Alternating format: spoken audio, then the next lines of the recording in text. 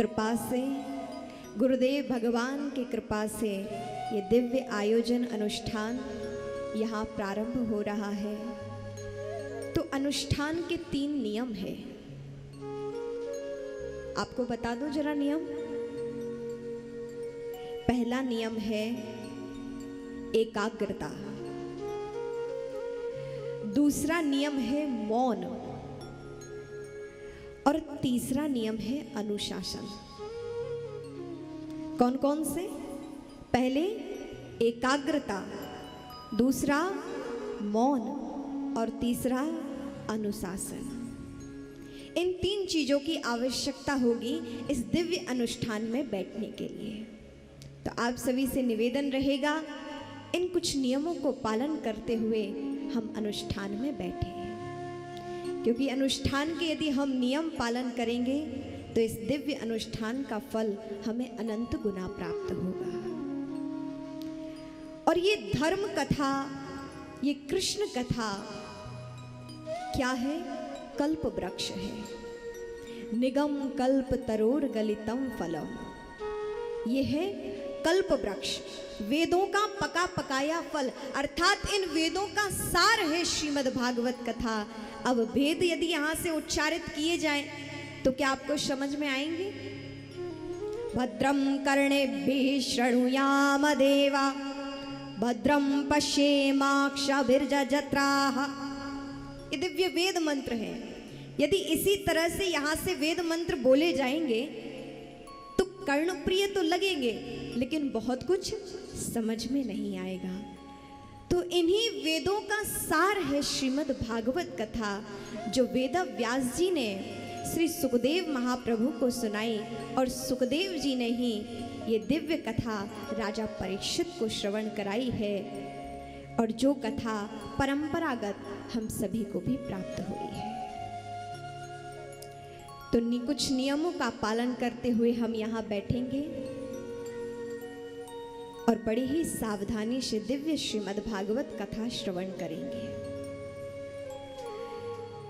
जितना हमारे जीवन में धर्म होगा, हम उतने आंतरिक रूप से मजबूत बनेंगे।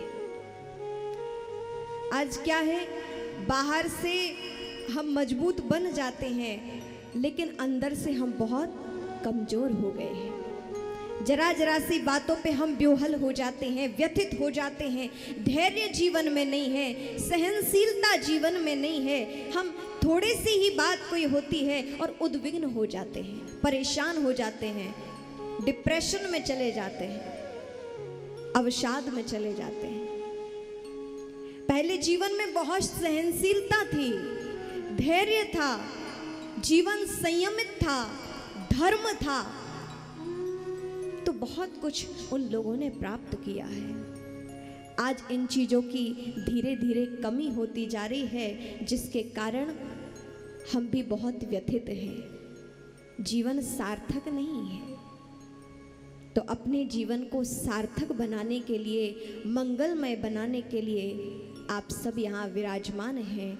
और भागवत जी के समय, भागवत जी के समक्ष आप जिस भी कामना से बैठिए, चाहे भक्ति प्राप्त करने के लिए, चाहे ज्ञान प्राप्त करने के लिए, चाहे वैराग्य प्राप्त करने के लिए, या तो भौतिक सुखों की प्राप्ति के लिए या आध्यात्म की प्राप्ति के लिए, आप जिस भी कामना से यहाँ बैठते हैं, भागवत जी वो सब आपको प्रदान करती है। तो बड़े ही विनम्रता के साथ समझें कि स्वयं साक्षात श्री कृष्ण हमारे समक्ष विराजमान हैं। ये नेत्रों की सफलता है कि आप दिव्य भागवत जी के दर्शन कर रहे हैं। और अभी जितने लोग भी भागवत जी के पीछे शोभा यात्रा में चलकर आए हैं, वे सब प्रणम्य हैं, क्योंकि जितना भी हम भागवत जी को सिर पर धारण करके या शोभा यात्रा पर जितने पग चलते हैं, उतने यज्ञ का पुण्य फल हमें प्राप्त होता है। ऐसी ये परम दिव्य श्रीमद् भागवत कथा है। और ये भागवत करती क्या है? क्योंकि बिना लाभ के तो आजकल कोई कहीं जाता नहीं है। तो क्या लाभ होगा हमें श्रीमद् भागवत कथा श्रवण करने से? क्या मिलेगा? प्रश्न हो सकता है कि हम क्यों सुने भागवत जी, क्यों बैठे हम भागवत जी में, क्यों हम यहाँ स्थान ग्रहण करके 3 घंटे विराजित हो, क्या प्राप्त होगा?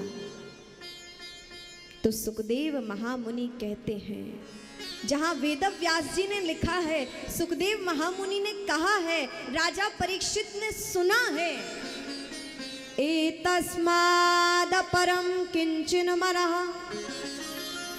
शुद्ध्यै न विद्यते जन्मांतरे भवेत् पुण्यम तदा भागवतम लभे। क्या प्रदान करती है भागवत जी? भागवत जी हमारे मन को शुद्ध करती है। क्या करती है? मन को शुद्ध करती है, क्योंकि इस भव सागर से पार होने के लिए कुछ ना कुछ पुरुषार्थ परम आवश्यक है। पहले भगवान की प्राप्ति यज्ञ आदि कर्मों से होती थी। आपने सुना होगा, यज्ञ करते थे, वेद मंत्रों के उच्चारण से देवता प्रकट होते थे, उनके दर्शन होते थे। तो पहले तपस्या से, यज्ञ से, जप से, बड़े बड़े अनुष्ठानों से भगवान की प्राप्ति होती थी। लेकिन कलयुग ऐसा है जहाँ केवल भगवान नाम का जप करने से, भगवान के गुणानुवाद गाने से ही, भगवान नाम स्मरण करने से ही कलयुग के प्राणियों का उत्थान होता है।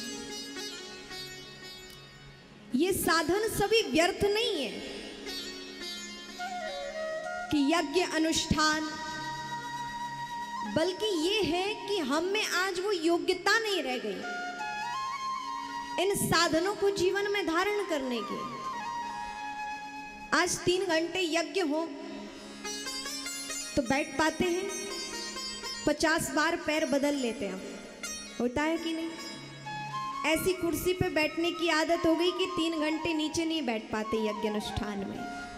जो बैठ पाते हैं वो प्रणम्य है, लेकिन अधिकतम की मैं बात कर रही हूं।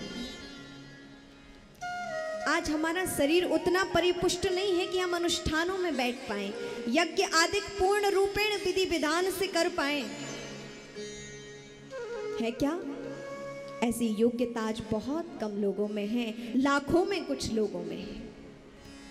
क्योंकि यदि हम बैठ भी जाएं तो ये मन दुनिया में भ्रमण करता रहता है, एकाग्र नहीं हो पाता है।